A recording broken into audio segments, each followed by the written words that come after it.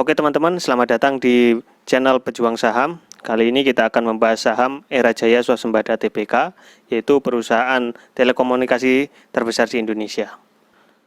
Perusahaan ini bernama lengkap PT Era Jaya Swasembada Tbk dengan kode saham ERAA atau ERA. Berdiri pada tanggal 8 Oktober 1996. Artinya sampai 2023 ini umurnya kurang lebih sekitaran 27 tahunan. Perusahaan ini bergerak di bidang importir, retail, distribusi perangkat telekomunikasi seperti handphone, tablet, headset, dan lain-lain. Perusahaan ini memiliki valuasi sebanyak 3,9 triliun, melantai di bursa saham pada tanggal 14 Desember 2014 dan memiliki sebanyak 3.685 karyawan. Perusahaan ini memiliki 1.689 outlet retail yang tersebar di seluruh Indonesia, 89 titik distribusi di seluruh Indonesia, dan kurang lebih sekitar 66.200 reseller pihak ketiga. Jajaran direksi yang ada di PT Era Jaya Swasembada ini, yang pertama ada Pak Ardi Hadiwijaya selaku komisaris utama, lalu Pak Budiarto Halim sebagai direktur utama. Untuk lebih lengkapnya kalian bisa baca di laporan keuangannya resmi dari PT Era Jaya Swasembada yang ada di kolom deskripsi video ini, teman-teman, kita cantumkan. Oke, sebelum lanjut saya tegaskan dulu, jadi untuk data-data yang kita tampilkan di sini kita mengambil langsung dari laporan keuangan perusahaan Era Jaya Swasembada Tbk yang ada di website resminya, kita cantumkan di kolom deskripsi. Nanti kalian bisa cek sendiri dan kalian bisa bandingkan. Kalian bisa melakukan analisa sendiri menurut ilmu kalian masing-masing, menurut kepercayaan kalian masing-masing ya. Di sini saya cuman mereview aja. Jadi tidak ada niat untuk mengajak teman-teman membeli suatu perusahaan yang kita review di sini. Oke, kalian harus riset dulu, kalian harus tahu dulu fundamental dan teknikalnya itu seperti apa untuk membeli suatu saham perusahaan. Jadi jangan beli kucing dalam karung, seperti itu. Kita mulai dengan harga sahamnya, teman-teman. Di tahun 2013 hingga tahun 2022. Di sini kita memakai 10 tahun ya untuk datanya. Kenapa kita tidak memakai di tahun 2023? Karena kita langsung berfokus pada laporan per tahun, bukan per kuartal ya. Di tahun ini 2023 masih belum keluar untuk laporan keuangannya yang 1 tahun, tapi sudah keluar per kuartal. Di tahun 2013 hingga tahun 2022, harga sahamnya fluktuatif ya teman-teman, naik turun, tapi cenderung untuk naik. Saya hitung dari tahun 2013 hingga 2022, itu kenaikannya sekitar sebesar 117%. Jadi misalkan teman-teman ada atau membeli saham ini di tahun 2013 yang lalu, jika di tahun 2002 kalian jual, kalian akan mendapatkan capital gain sebanyak atau sebesar 117% dari modal awal yang di 2013. Dan bisa kita lihat di sini untuk harga sahamnya kemarin sempat anjlok di tahun 2016 dan 2015 ya, sekitar Rp128 per lembar saham. Tapi juga sangat meroket tinggi di tahun 2021 dengan harga Rp600 per saham. Mungkin ada teman-teman yang jual di tahun ini, silakan komen ya. Itu cuannya berapa pada tahun itu? Karena di tahun 2021 harga sahamnya pun sangat meroket tinggi. Lalu di kolom aset. Nah, aset di sini juga fluktuatif, naik turun, tapi cenderung naik sih ya.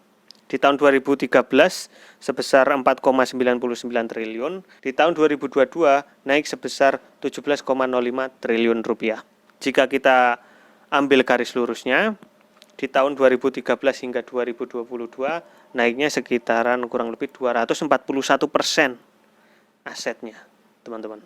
Ini sangat baik ya untuk perusahaan, karena ciri-ciri suatu perusahaan yang bertumbuh dan berkembang adalah asetnya semakin tahun semakin bertumbuh, semakin banyak.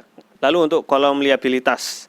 Nah, liabilitas di sini di tahun 2013 hingga 2022 juga fluktuatif, mengalami naik turun. Di 2013 sebesar 2,24 triliun dan di 2022 sebesar 9,85 triliun.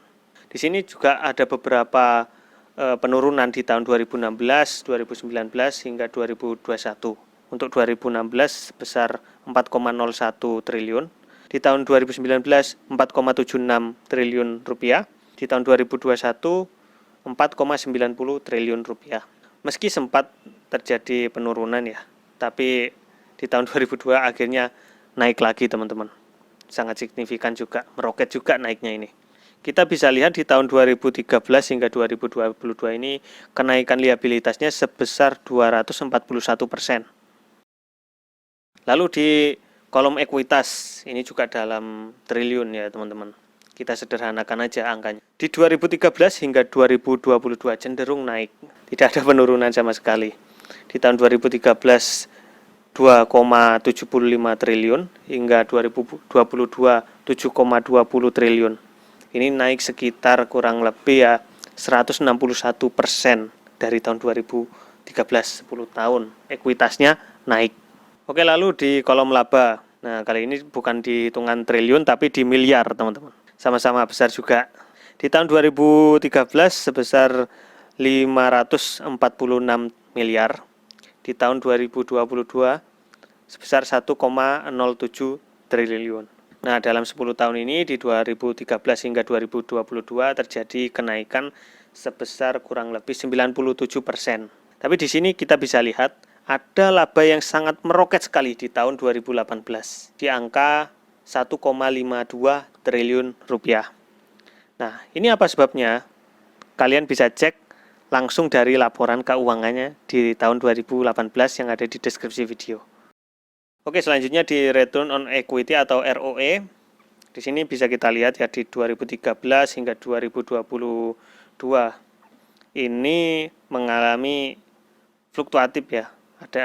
Kadang ada turun, kadang ada naik, kadang ada turun, kadang ada naik gitu. Penurunan yang terjadi di tahun 2017 dan 2019 merupakan penurunan terendah ya. Di tahun 2017 itu 5,9%. Di tahun 2019 6,7%. Dan dalam 10 tahun ini kenaikan ROE-nya yang paling tinggi di tahun 2018 yaitu 18,9%. Nah, kita bisa tahu di 2018 ini ROE-nya kok melejit sangat tinggi.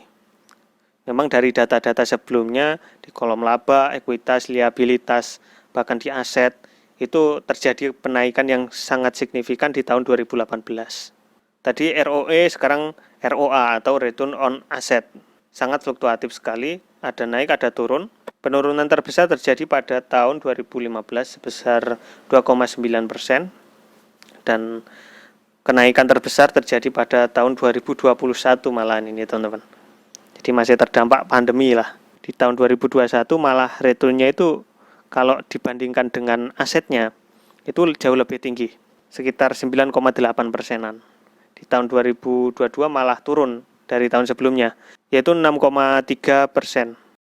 Oke, selanjutnya kita ke earning per share atau lebih familiar disebut EPS ya teman-teman. Jadi untuk EPS-nya di sini juga naik turun. Bisa kita lihat untuk penurunan terbesar malah di tahun 2022 kemarin menjadi 63,87%. Dan yang tertinggi sudah pasti di 2018. Oke, selanjutnya ke price to book value atau PBV. PBV ini adalah nilai asli dari suatu perusahaan itu teman-teman.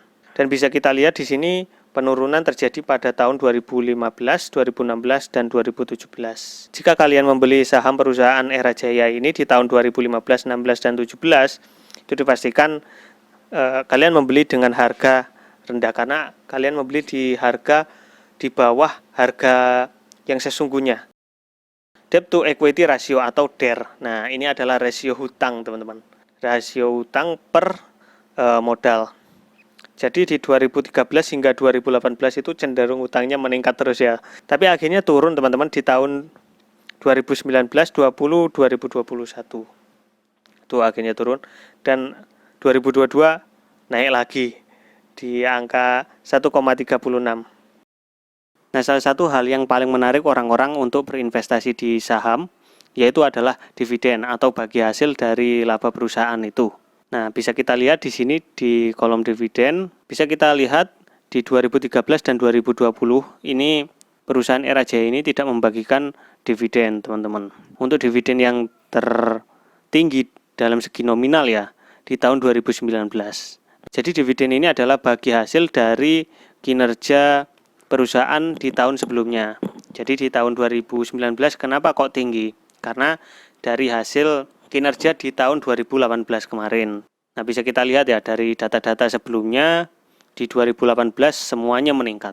Dari kolom aset, harga saham sampai ini tadi yang ke DER, debt equity ratio, itu juga di tahun 2018 yang paling meroket, yang paling meningkat ya. Jadi wajar aja di tahun 2019 itu kan hasil rekap dari 2018 kemarin. Itu yang meningkat, teman-teman. Uniknya di sini di tahun 2020 itu perusahaan ini tidak membagikan dividen. Nggak tahu, mungkin karena terdampak pandemi ya. Kita juga tidak tahu. Di tahun 2013 juga belum membagikan dividen. Jadi baru membagikan dividen itu di tahun 2014. Kalau dari nominalnya yang paling tinggi ya 2019 ya, Rp50 per lembar saham. Nah, kita lihat di dividen yieldnya atau persentasenya. Jadi di tahun 2014 itu sangat sedikit sekali persentasenya atau dividen yieldnya, sebesar 0,91%. Di tahun 2019 sangat tinggi sekali dividen yieldnya, sebesar 13,92%.